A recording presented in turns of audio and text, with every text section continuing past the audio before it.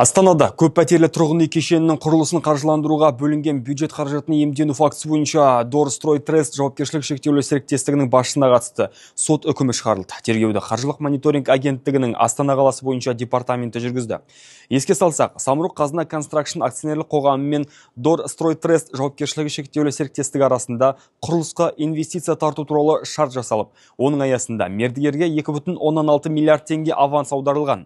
Алайда құрылыс жұмыстары тиісті талаптарға сәйкес жүргізілмей, белгіленген мерзімде аяқталмаған. Аванстың едәуір бөлігі құрылысқа қатысы жоқ қарыздарын өтеуге және автокөлік сатып алуға жұмсалған.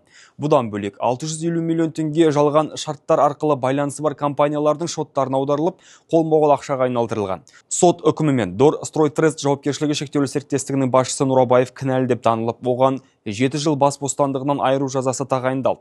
Сондай-ақ сот шешімімен жалпы құны 131 миллион теңге болатын мүлік мемлекет кірісіне тәркіленді. Самұрық-Қазына Констракшн акционерлік қоғамының бұрынғы басқарушы директоры халықаралық іздеуде.